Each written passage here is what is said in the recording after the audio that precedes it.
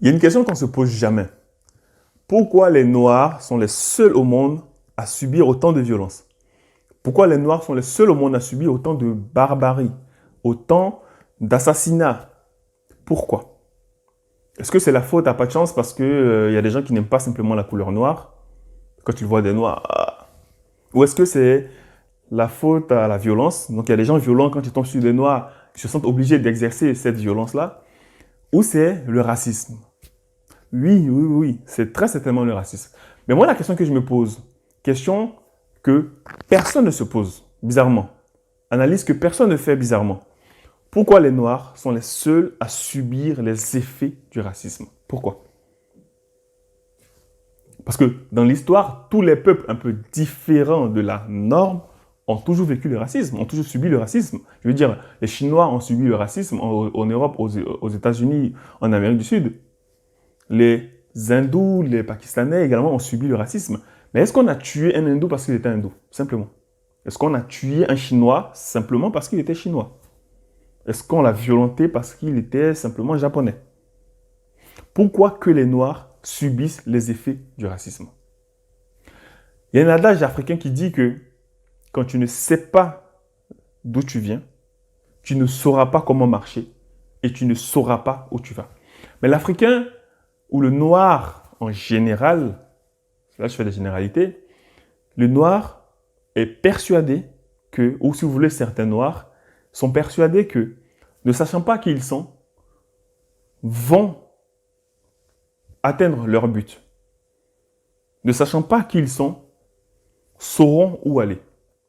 Nous sommes en 2020 et la réalité nous a prouvé le contraire. Là encore, je vais faire une généralité. Quand vous regardez dans tous les aspects du monde, dans tous les peuples du monde, nous sommes les derniers partout. Nous sommes les derniers partout. En économie, nous sommes les derniers. En sciences, nous sommes les derniers. Partout, nous sommes les derniers. Dans le sport, nous sommes les derniers. Enfin, là, je caricature, mais quand on regarde toutes les disciplines sportives dans leur majorité, nous ne sortons pas les premiers. Nous ne sortons les premiers nulle part. Nous sommes les derniers partout. Pourquoi? Enfin, parce que moi, il y a un truc que je n'arrive pas à comprendre. Je me pose une question. Pourquoi moi, en tant que suprémaciste, en tant que la norme, pourquoi est-ce que je vais respecter quelqu'un à qui, quand je demande comment tu t'appelles, il me dit je ne sais pas. Qui es-tu? Je ne sais pas. D'où tu viens? Je ne sais pas. Qui sont tes parents? Je ne sais pas. Qu'est-ce que tu manges? Qu'est-ce que tu manges? Je ne sais pas. Pourquoi vous voulez que je respecte cette personne? Pourquoi vous voulez que je considère cette personne comme étant mon égal? Pourquoi? Qu'est-ce qui me pousse à le faire? C'est quoi? Parce que regardez, même en Afrique, dans les maisons, dans les foyers où il y a des employés domestiques, par exemple. Est-ce que les patrons considèrent ces personnes-là comme étant au même niveau? Est-ce que ces personnes-là sont légales des patrons? Non. Donc, qu'est-ce qui va m'empêcher, moi, en tant que norme, en tant que suprémaciste, d'avoir une considération pour ces personnes-là? Non. Et pourquoi je ne peux pas avoir une considération pour ces personnes-là? Parce que ces personnes-là manquent de quelque chose de fondamental, leur identité. Quand tu n'as pas ton identité, tu ne peux pas être un peuple fier. Quand tu n'es pas un peuple fier, tu ne peux pas avoir la dignité. Et quand tu n'as pas ta dignité, tu ne peux pas demander le respect. C'est impossible. Aujourd'hui, le noir, parce qu'il travaille, parce qu'il a une situation familiale stable, parce qu'il a des affaires qui marchent, enfin certains, pense que, ça y est, pense qu'il peut se réclamer homme. Homme. Pense qu'il peut se réclamer étant l'égal des autres. Bah, la réalité nous montre que non. Parce que partout dans le monde, on subit la même violence. D'accord? Hier, c'était en Chine. Aujourd'hui, c'est aux États-Unis. Avant-hier, c'était en France. Je veux dire, en Europe, partout. Partout, nous subissons. Même sur le continent, nous subissons entre nous. Pourquoi? Parce que le noir sait que, se dit dans son subconscient que quand tu le regardes, son frère, il n'a pas de dignité. D'accord? Il n'a pas de fierté. Ce n'est pas un homme qui est devant lui. C'est personne qui est devant lui. D'accord? Donc, il peut se permettre de lui faire ce qu'il veut. Et c'est là où Causons d'Afrique vient un peu apporter des solutions à la question. Donc, nous, à travers nos petites vidéos rapides, faciles à lire, faciles à comprendre, faciles à imprimer, permettent aux Noirs de retrouver, de rassembler tous les petits éléments comme ça qui vont lui permettre, tous les petits éléments du puzzle qui vont lui permettre de retrouver son identité. D'accord? Sans identité, ayez une stabilité familière, ayez tout l'argent que vous voulez, cela ne changera rien à la perception que les gens auront des Noirs. Rien. Et c'est justement pour retrouver ces éléments de ce puzzle-là que nous avons décidé dans nos vidéos, dans notre émission qui sort tous les mercredis ou souvent les jeudis, que nous parle de l'histoire des peuples d'Afrique, l'histoire de l'Afrique en général, l'histoire des peuples depuis la création du monde jusqu'à aujourd'hui. Et justement, dans ce cadre, nous avons décidé aujourd'hui de parler d'un peuple mythique, c'est-à-dire les Peuls. On va parler de ce peuple-là. On va essayer également d'ouvrir une parenthèse sur la perception de la création du monde selon ce peuple-là.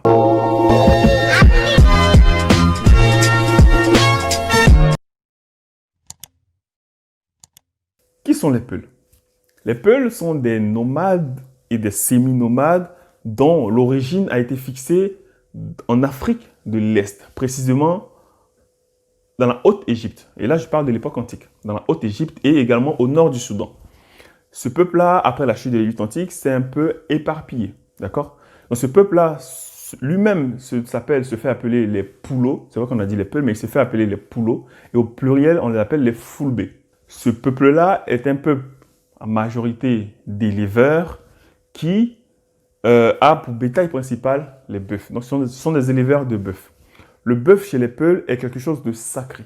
D'accord? On n'élève pas les bœufs pour un besoin économique. C'est interdit dans la spiritualité Peul. C'est interdit. On ne tue pas les bœufs. On ne mange pas les bœufs. Donc, les Peuls se nourrissent essentiellement de produits laitiers. Ils se nourrissent également de produits végétaux. Je parle des Peuls traditionnels, même si on sait qu'aujourd'hui, les Peuls sont en majorité musulmans et que bon, la tradition n'est pas forcément respectée. Bon, j'ai envie de te le dire pour toutes les communautés africaines, pareil. Les Peuls, dans toujours leur spiritualité, ont deux ancêtres primordiaux, deux ancêtres principaux. Il y a Aya qui est le gardien des troupeaux, les bergers, et qui a sa femme Adia qui est l'héritière des secrets du lait. Je rappelle que le lait est quelque chose de très important dans la spiritualité Peul. C'est-à-dire qu'on utilise le lait pour faire la science divinatoire, etc. Donc, ce n'est pas quelque chose d'anodin, ce n'est pas juste un liquide qu'il faut boire ou non. C'est quelque chose de très précieux chez les Peuls. Il y a deux types d'initiation chez les Peuls. Donc, il y a l'initiation extérieure, donc qui se fait pendant des cérémonies ou lors de retraites spirituelles. Et il y a l'initiation intérieure, qui concerne notre conscience, notre cœur, notre âme, notre intérieur profond, nous-mêmes, et qui se passe pendant toute la durée de notre vie sur Terre. Les Peuls ont un arbre sacré qui est l'ébénier, qu'on retrouve principalement en Afrique de l'Ouest. Et c'est cet arbre-là qui leur permet de fabriquer, vous savez, les petits bâtons de berger, etc. Maintenant, je vais ouvrir une parenthèse sur la perception de la création du monde chez les Peuls. Chez les Peuls, au départ, il y avait un rien, un vide, d'accord? Un néant. Mais ce néant avait une vie. Ce néant-là était en vie, ou est en vie. Ce néant-là avait en son sein toutes les formes de l'existence. C'est-à-dire que tout ce qui a été mis, tout ce qui est apparu ou a été créé plus tard, était rassemblé, d'accord, de manière brute dans le cœur, dans le ventre de ce rien-là. Ce néant-là, si vous réfléchissez bien, ce néant-là est le Noun qui était mentionné dans la spiritualité égyptienne et qu'on retrouvait également dans la spiritualité des Dogons. Ce Noun-là, je le rappelle, est une sorte de vide, un grand vide, un océan primordial qui n'a pas de début et qui n'a pas de fin. C'est un vide comme ça, avec tous les éléments, les concentrés d'énergie à l'intérieur. Donc, qu'est-ce qui va se passer? Parler de la création. Donc, la première étape de la création, c'est que ce vide-là, quand il va fermer les yeux, il va faire apparaître la nuit. Incroyable. Quand il va les ouvrir, il va faire apparaître le jour. La nuit, il va s'incliner dans ce que les Peuls ont appelé le roux, c'est-à-dire la lune. Quant à la lumière, elle va s'incliner dans ce que les Peuls vont appeler Nangé, le soleil. On assiste là à la création de la lune et du soleil. Première étape. La deuxième étape, qu'est-ce qui va se passer? Parce que les choses se font par étapes. C'est là on voit la différence de la perception de la spiritualité, la perception de la création même dans la spiritualité africaine par rapport aux religions dites révélées, religions chrétiennes et musulmanes. Il y a une différence. Là-bas, c'est Dieu. Dans la spiritualité africaine, les choses se font par étapes. D'accord? C'est 1 qui donne 2, qui donne 3, qui donne 4, ainsi de suite. Donc, dans la deuxième partie, dans la deuxième étape, la lune et le soleil étant créés, qu'est-ce qui va se passer? Ils vont se mettre ensemble et ils vont donner naissance à Dumuna, l'esprit, non pardon, le temps divin. C'est quoi le temps divin? Le temps divin, c'est ce qui permet, si vous voulez, la vie. C'est ce qui permet l'apparition de tous les éléments fondamentaux de la vie. C'est ce qui donne l'existence à tous ces éléments. C'est ce qui leur donne un sens, une forme, une fonction, un but. C'est ce qui les met en mouvement, si vous voulez. C'est ce qui donne le temps. Donc, Dumuna, le temps divin. Donc, Dumuna, le temps divin, étant reconnaissant de cette existence, de cette création, fera appel au Créateur, que les Peuls nomment Geno. Geno, le Créateur. Geno étant apparu, va alors procéder à la troisième étape de la création du monde. Geno va alors créer un œuf cosmique, un œuf cosmique qui va contenir 9 divisions. Ces 9 divisions auront en leur sein les 9 éléments fondamentaux de l'existence. Une fois cet œuf-là arrivé à maturité, elle va éclore. Quand cet œuf-là va éclore, elle va faire apparaître 20 êtres fabuleux qui vont constituer les 20 premiers éléments de l'univers visible et invisible, c'est-à-dire tout ce qui compose l'univers, tout ce qui compose la Terre, etc., etc. Donc on voit un peu comment les choses ont pu se faire chez les Africains, chez les Peuls. Donc vous voyez un peu la différence. On a l'impression que non, on n'en a pas besoin, on est dans notre truc et puis c'est bon, on peut avancer tranquillement. Non. Je ne sais pas vous, mais moi, en étudiant la question, j'ai eu un sentiment bizarre, en fait. Je me suis senti rempli de quelque chose que je n'arrivais pas à décrire. J'ai senti un plus en moi, quelque chose de rassurant en moi, une certaine forme de fierté, vous savez, d'élévation. Je me suis senti différent. Et bien, vous savez ce qui s'est passé? C'est que je venais de rassembler, de faire entrer un élément fondamental dans le puzzle de mon identité. Et c'est ce qui risque de se passer avec toi en regardant nos vidéos. Parce que les gens ont l'impression que, pour eux, ils se disent que moi, étant sénégalais, je n'ai pas besoin de connaître l'histoire du peuple camerounais, des Bassa, des Douala. Je n'ai pas besoin de connaître leur histoire. Ça ne m'intéresse pas. Moi, étant ivoirien, étant bété, je n'ai pas besoin de connaître l'histoire des Bambara. Les gens, ils se disent ça. Je n'ai pas besoin de connaître l'histoire des Congolais, des Kikongo, des Swahili, du peuple Swahili. Je n'ai pas besoin de connaître leur histoire. Et c'est là où on se trompe. Parce que quand vous regardez l'origine du peuple noir, nous sommes tous un. Nous avons tous la même racine. Après la chute de l'Égypte antique, plusieurs du même peuple, plusieurs personnes, plusieurs groupes du même peuple, c'est un peu disloqué. Ils se sont tous disloqués, diversifiés un peu partout en Afrique. C'est vrai qu'il y avait des peuples qui existaient, qui étaient déjà là, mais quand on remonte à l'origine, on avait tous la même racine. On habitait tous dans la même région de l'Afrique et il y a eu séparation. Donc, toutes les notions de spiritualité ont une base. Toutes les notions de vie, notre perception du Créateur, notre perception de la vie, notre perception de notre couleur de peau, notre perception des éléments qui nous entourent, ont une base. Et cette base-là, elle est africaine. Donc, nous, on veut avancer en ayant un puzzle avec des cases vides. Ce n'est pas possible. Tu peux être ingénieur, tu peux être tout ce que tu veux, mais tu vas subir, d'accord, l'irrespect des gens. Tu vas subir la violence. Regardez aux États-Unis. Il y a des employés qui meurent. Il y a des chefs d'entreprise noirs, je veux dire, qui meurent. Il y a des millionnaires même qui meurent, assassinés, victimes de tout ça. Même au sein du continent, même à l'intérieur du continent, on vient nous faire la guerre. On nous impose des choses. On nous réduit en esclavage. On nous piétine, on nous écrase. Même nous-mêmes, entre nous. Nous appliquons cela à nos frères, à nos cousins. Nous appliquons cela à tout le monde. Parce qu'au fond, on voit, ça se voit. On voit en notre frère noir devant nous quelqu'un qui n'a pas d'identité, qui n'est rien, il n'est pas un homme. En tout cas, dans l'imaginaire collectif. C'est ce qu'on se dit. Mais quand vous découvrez l'histoire de l'Afrique, quand vous découvrez la spiritualité africaine, on ne vous demande pas forcément de pratiquer parce que ce n'est pas quelque chose qu'on peut pratiquer facilement. Non.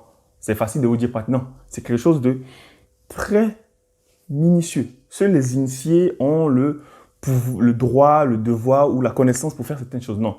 Mais connaître tout ce qu'on vous demande de connaître et vous allez voir, votre vie va changer comme par magie.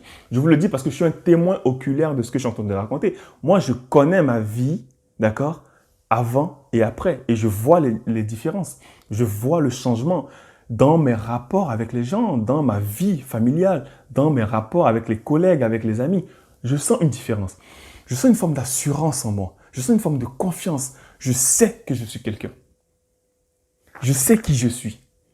Je sais que j'appartiens à un groupe de personnes qui n'étaient pas des moins que rien. Je sais que j'appartiens à une force, à une énergie, mais puissante. Parce que l'origine est toujours puissante. J'appartiens à l'origine. Mais combien sont les Noirs qui ont cette conscience-là? Qui se disent que moi, je viens de tel groupe, je viens de tel peuple. Je suis le peuple qui a civilisé le monde. Je suis le peuple qui a fait ci, je suis le peuple qui a fait ça. Et donc, face à l'autre, je dois avoir une attitude différente. Je sais comment me comporter. Causons d'Afrique et d'amour, à travers nos vidéos, permet aux Noirs de répondre à 3 questions fondamentales. Qui nous sommes, d'où nous venons et quelle est notre mission sur Terre. Je le disais tout à l'heure que le Noir pense que en ne répondant pas à ces 3 questions, il pourra atteindre un but. Non. C'est pas parce que quelques personnes en Afrique ont réussi que l'Afrique, non. Aujourd'hui, quand vous regardez dans la perception collective, l'Afrique, c'est la dernière du monde. C'est celle qu'on doit piétiner. On a le droit même de piétiner, c'est normal. Un petit pays de 60 millions d'habitants peut se permettre de maîtriser tout un continent. Parce qu'on n'a pas de réponse à ces 3 questions. On refuse de les avoir. On pense que parce que je vais entreprendre, hop, je vais réussir, c'est bon, les Noirs, la vie des Africains va changer. Pas magie. Non. Parce que ça fait longtemps que les Noirs entreprennent un peu partout dans le monde et ça ne change pas. Donc, vous savez maintenant ce qu'il vous reste à faire. Voilà, je ne suis pas un marchand de tapis pour vous vendre du rêve, non. Je vous propose quelque chose qui va littéralement changer votre vie. Pas seulement vous en tant qu'être, mais changer votre vie et votre utilité pour la collectivité. Parce que l'Africain pense qu'en étant individuel, enfin le Noir en général, en étant individuel, il pourra corriger, changer le regard que les autres auront sur lui. Jamais de la vie. Vous avez vu, on a vu ce qui s'est passé en Chine avec le corona vis-à-vis des Noirs. On a vu George Floyd, on a vu avant George Floyd, on a vu après George Floyd. On a vu également en France, avant Adama Traoré et après Adama Traoré. On a encore vu. On a vu en Belgique, on a vu un peu partout en Europe. Donc, qu'est-ce qui aujourd'hui vous pousse à penser ainsi? À un moment donné, il faut arrêter de se voiler la face. D'accord? Il faut arrêter de se voiler la face. Moi, je t'offre une solution simple, facile. Et tu verras que, à force de regarder nos vidéos, tu vas comprendre quelle est ta mission sur Terre. Parce que tu vas déjà savoir qui tu es, tu vas savoir d'où tu viens et tu vas comprendre ta mission sur Terre. Parce que c'est comprendre la mission sur Terre, c'est dans la compréhension de notre mission sur Terre qu'il y a la clé de la solution. Qu'il y a la clé, qu'il y a la solution, d'accord, du sort des Africains et donc du sort des Noirs. Connaître notre mission sur Terre. La majorité des Africains ou des Noirs ne connaissent pas leur mission sur Terre. On va me dire encore que je généralise. C'est la vérité. La majorité des Noirs dans le monde ne connaissent pas leur mission sur Terre. Ils ne connaissent pas leur mission sur Terre, simplement parce qu'ils ne connaissent pas leurs racines, ils ne connaissent pas d'où ils viennent, ils ne savent pas ce qui s'est passé, ils ne savent pas quels sont les écrits, quelles sont les prophéties, quels sont les textes laissés par leurs ancêtres. Ils ne savent pas. En majorité, ils sont les seuls au monde, là encore je généralise et j'assume, à ne pas honorer leurs ancêtres. Je dis que oui, il est mort. C'est pas haram, c'est pas diabolique, c'est... Non. Autant tu honores ton père et ta mère qui sont vivants, autant tu peux honorer ceux qui sont morts. Ton père et ta mère qui sont morts. Parce que là aussi, la spiritualité africaine, l'histoire de l'Afrique, le monde de l'Afrique a aussi une explication. Mais si tu refuses de trouver cette explication-là, comment tu vas comprendre l'utilité même de rendre hommage à ses ancêtres? Comment tu pourras voir l'utilité?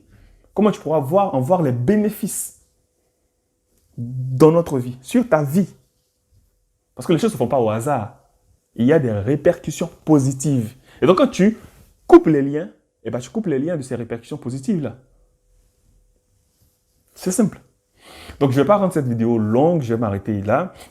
Et puis, je te donne rendez-vous pour une prochaine vidéo la semaine prochaine qui va te parler de la création des hommes. Parce que là aussi, c'est quelque chose de puissant. Les choses ne se sont pas faites au hasard. Les Africains avaient et ont une définition, une explication précise et solide de la question. Donc, on va parler de la création des hommes, l'apparition des hommes, si tu veux, de tous les éléments vivants, d'accord, qui sont apparus en même temps, ou après, ou avant. Et puis, au fil du temps, on va décortiquer cette question-là et jusqu'à arriver à la vie des Noirs, voilà, dans les temps modernes. Salut, je te dis à bientôt.